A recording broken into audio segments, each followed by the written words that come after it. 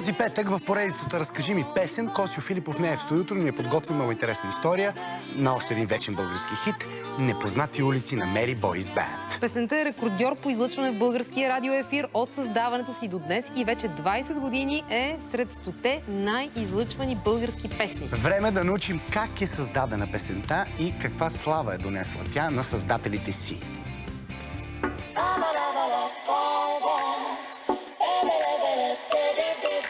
И никой не разбра, отива си лятото, идва есента. Тръгвам някъде и непознати улици ще извървя. Себе си искам да разбера. "Непознати улици" е песен от новия милениум, но е автобиографична песен на момиче от стария. Ние сме направили каквото сме смятали за най-добре от себе си, без да правим компромис със себе си, и така се получи. Старият квартал не се промени, пак е събрал смях и детски мечти. Връщаш ни наистина назад във времето, в стария квартал. Сега даже го посетихме отново, за да влезем в атмосферата на песента. Това е бившият Обухин, сегашен Лазур на Бургас. Мястото, където аз съм израснала, емблематичните 4 18-етажни блокове и пространството между тях, морската градина, стария плаж Бургас. Днес си направих справка, че 17 август 2000 година е датата, на която съм написала стиховете на "Непознати улици".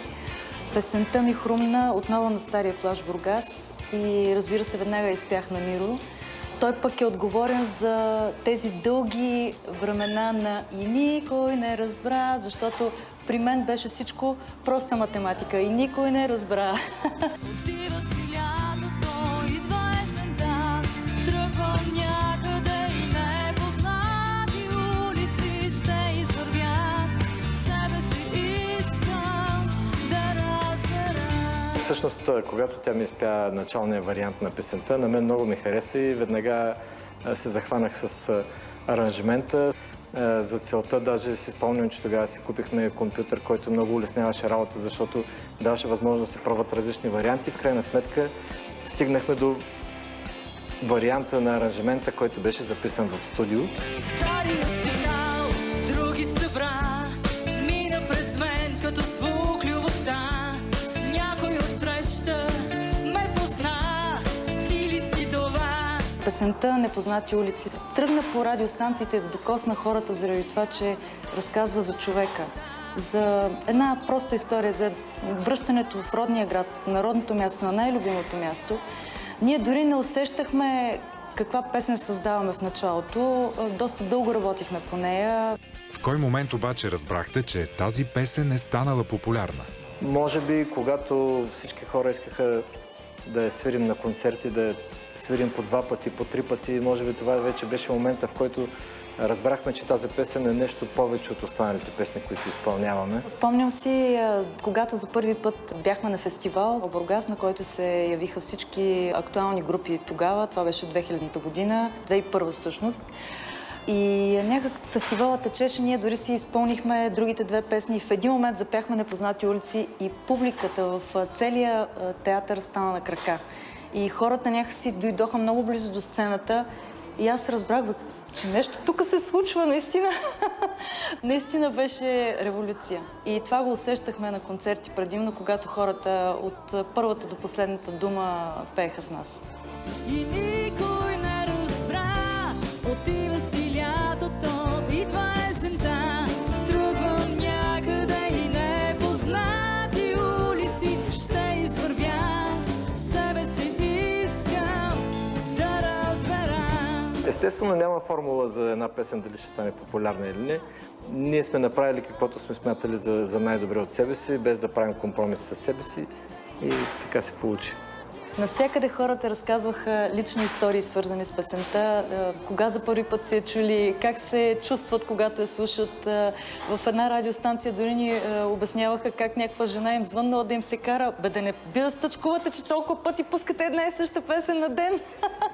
Никога няма да забравя милата Ана Мария Тонкова, която ми каза: "Мери, как можеш да кръстиш тази песен по този начин? Хората направо ще счупят телефона да ми искат стария квартал. Аз съм това момиче и никой не разбра разбра, но никога непознати улици. Изобщо, когато друг път слагаш имена на песни, обади се, бе, момиче. Никой не разбра, отива си лятото, идва есента. Тръгвам някъде и непознати улици ще извървя.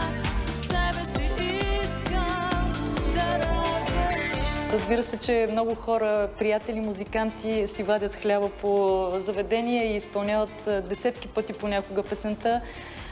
Много пъти са ни казвали: ей, купих си апартамента благодарение на тая песен, но имаме много интересна случка. Веднъж на концерт пред НДК на Mary Boys Band дойде едно момче и ми каза: аз съм диджея на Дали.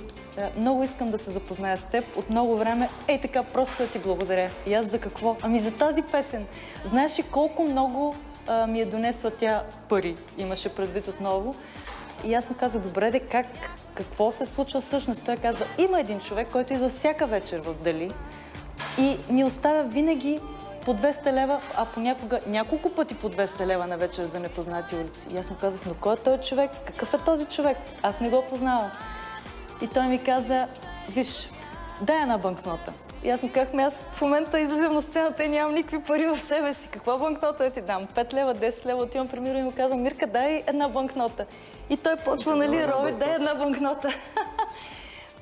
И вади една банкнота и момчето хвана така банкнота и каза: абе, бате Любо, бе, бате Любо. На този Любо подписа му го имаше на всички банкноти просто, да, който всъщност поръчва песента всяка вечер. Стара игра, нови лица, мина през мен като звук любовта. Непознати улици всъщност направи така, че да имаме приятели в цяла България и хората да си мислят, че ни познават, без дори някога да са ни срещали, точно заради тази песен. Тя даде името, разбира се, на първия ни албум "Непознати улици". Той изглеждаше тогава така. Синия албум, в който е оригинала. Той излезе 2001 година. Кое е било най-голямото признание за Непознати улици? Може би това, че влезе в учебник по музика много отдавна. Всъщност най-голямото признание, разбира се, за една песен е това, че хората я пеят. Едно момиче веднъж ми разказа как на приемен изпит, тя е цигуларка в академия в Германия, се е попитали: откъде сте вие? Тя казва: от България. Ми може ли да изпеете сега за финал една българска песен? И тя каза: представяше си, всичко някак изчезна. И единственото нещо, което ми остана в съзнанието, беше "Непознати улици", и аз изпях "Непознати улици" на комисията, което е изключително признание за една песен. Това да остане в съзнанието на хората. Някой отсреща ме позна, ти ли си това?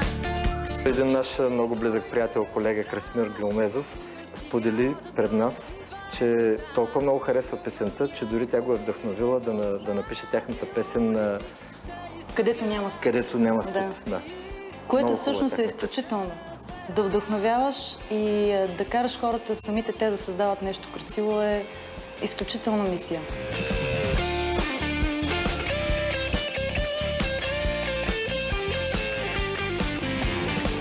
За мен песента "Непознати улици" просто е визитната картичка на групата. Това е една песен, която много хора в България знаят и се надявам те, харесвайки песента, да харесват и групата и останалите ни песни. Това, което всъщност е най-важно за една песен, е тя да бъде пята. Тя да се запее от хората и те да я носят в сърцата си, да я помнят, да се чувстват като герои в нея. Аз съм песента "Непознати улици".